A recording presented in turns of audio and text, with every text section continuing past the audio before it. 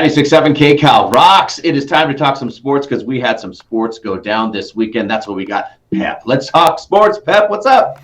Hey, not only do we have big sports over the weekend, now we got some big sports coming up tonight because if you are a college basketball fan, if you are down with the March Madness, what if I told you 3 of the Elite 8 teams at the big dance would be from the Pac-12, dude? We're going to break down these games, but it's amazing, guys. Absolutely. Very cool, especially obviously for USC and UCLA.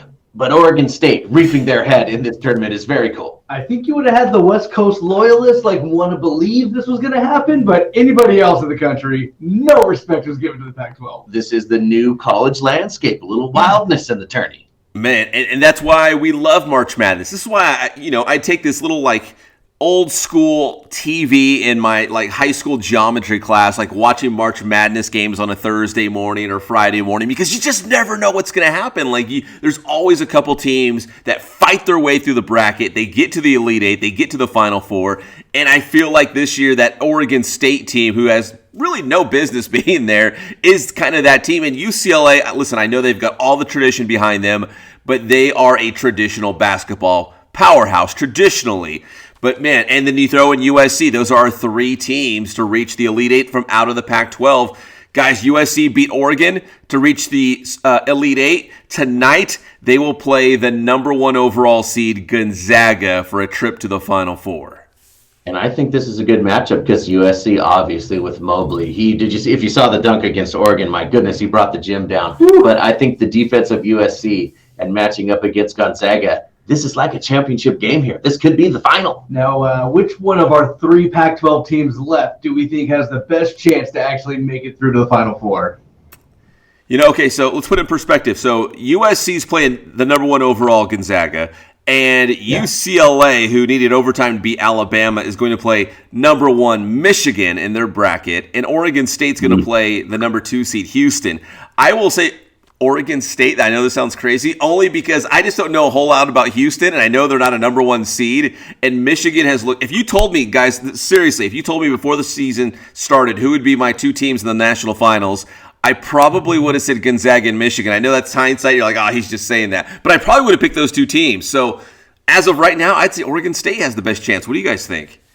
Sure. I mean, at least they're on the radar now. You're right. But I think USC has the best chance because of their defense. And I think Gonzaga's very good, but I could see Gonzaga getting sniped by USC here. I want to say USC because I think of the 3 teams, they're probably the best of the 3, but Gonzaga is scary. I could see UCLA maybe sneaking out something against Michigan. That's the fun part. We get to see what happens. That's the beauty of the madness. Hey, guys, speaking of madness, let me bring it home just a little bit real quick. So USC, don't forget about this. USC opened up the season at home against California Baptist University. And if you remember, CBU had them on the ropes. They should have won. Down the stretch, USC forced overtime, and then the Trojans won in OT. But that's just part of March Madness, man. USC obviously has gotten a lot better since then. And CBU, I think it speaks volumes of where that program's at when you challenge a Pac-12 school in their own building. No, it goes to show. That's right. Look at the level of play here. And the big man for the Beavs, I know we love the Oregon State Beavers. The big man for the Beavs, Roman Silva, played JC at San Bernardino Valley College. Another local angle if you're cheering on Oregon State. Yeah, catch him tonight. And then unfortunately, the UCLA and USC games we got to wait until tomorrow night for. But we get Oregon State tonight. There we go. Yeah, Oregon State, Houston tonight. USC and UCLA both in action on Tuesday night in their Elite 8 games. Now, guys, as we pivot to the NBA, the trade deadline is over, but there's still guys out there who could be cut by their teams and become free agents, and that was just the case as the Cleveland Cavaliers bought out the contract of Andre Drummond, and who was right there to swoop in? The Lakers, who are still hurting from injuries to LeBron and Anthony Davis, but now they're bringing in Andre Drummond, who's a big-time post player. Straight into the starting lineup, I think. And is this the first time in 2021 that a free agent has not gone to Brooklyn? That's true. Oh, my gosh. Everybody's going there. But, of course, that didn't stop Brooklyn, right? LaMarcus Aldridge going to Brooklyn. I feel like it's the arms race. You know what I mean? Like who can collect the most weapons the most quickly? And right now, yeah, the Brooklyn Nets are just like, hey, whoever wants to come join the party, bring it on because we're going to make this push to make the NBA Finals. And the Lakers, as the defending champions, have a good roster. But again, injuries have hit them so hard. They've got to do something to keep the ship afloat, right? Until they can get healthy and get to the playoffs. But it's like the arms race right now. Who can get the most talent on their team? No, it's right, because these are some good players. Well, it's funny to kind of see, too, LeBron James is actually coming out now and being like, look, I appreciate that this is what it takes for you guys to, get past me or whatever team I'm on, but can we pump the brakes a little bit? Slow down on just loading up a super team. But you're right. It's in direct retaliation, right, of the Lakers. Like, okay, what do we need to beat the Lakers? Like, how many more good players do we need? And that's why the Brooklyn Nets are doing what they're doing. And I mean, I love me some LeBron, but Anthony Davis is getting no love here because everybody talks about how Brooklyn is like building up to beat LeBron. No mention of Anthony Davis. That's true. They're like, Drummond can fill while Anthony's hurt. Cool. Oh, Anthony Davis is on the Lakers? He's like almost like an afterthought at this point, right? It's like LeBron James and the Lakers, even though Anthony Davis could make an argument, best player on the team. But I'll leave that one alone for this morning at least. Guys, to the NFL, as we get closer to the NFL draft, we might see these trades going down. And we saw the Eagles, the Dolphins, and probably most importantly, the 49ers get involved in some trade, NFL draft pick trades. And the 49ers moved all the way up to number 3. So if you look at the writing on the wall, Jimmy Garoppolo, the quarterback of the 49ers, looked like his time is up in San Francisco. Normally they say when you're moving up to that position, you're going for a quarterback. So it's like, who does Shanahan like? Yeah, I mean, they even talked about a couple of years ago when the Eagles kind of did that move to trade up to the number 2 spot. They only did that because they knew the Rams were going to Goff, and they knew for sure that they'd end up with Carson Wentz. Right. 5 years later, both of those quarterbacks, different teams now. Yep.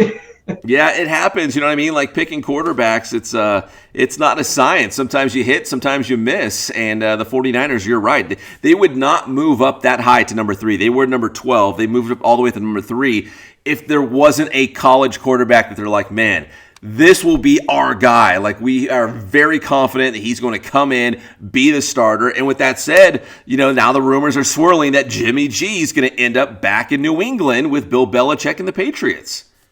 Well, it's kind of an interesting move for Miami, too, because they initially did the trade with San Francisco, gave San Francisco the 3. They fell all the way back to 12, but then were able to bring in Philadelphia and trade all the way back up to the 6 now. So it's like there's something in there they want.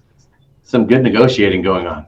Yeah, all these guys, like I feel like there's all these smoke screens and rumors, and they put stuff out there because you're right. Like, the number 6 pick or the number 12 pick, it doesn't sound like a big deal. But if there's a guy that you want, he might be off the board in just a couple of those, picks from 6 to 12. So you're right, 40. That's why they want to move up so high, because they have their sights set on a specific guy. Mm-hmm. Now I need Jamar Chase to fall to 12 instead of 6. Well, we'll see what happens. I'm so excited about the NFL draft. It is coming up, and again, we could still see some quarterbacks and stuff on the move, but Jimmy G looks like his time is up in San Francisco. And finally, later this week, can't wait, Thursday is the first day of the Major League Baseball regular season, although we did have baseball at the Big A last night. The Angels walking it off, a walk-off home run by Taylor Ward to beat the Dodgers 6-5. And guys, listen, I know they played a lot of different players, but they both started out with pretty much their starting lineup. So this was kind of a real game, even though it was an exhibition, but they played some real guys like Mike Trout and Mookie Betts. The desert was going crazy because Taylor Ward is from Shadow Hills out there in the desert. He's from way out there. Shadow Hills is like past Indio, so good for him.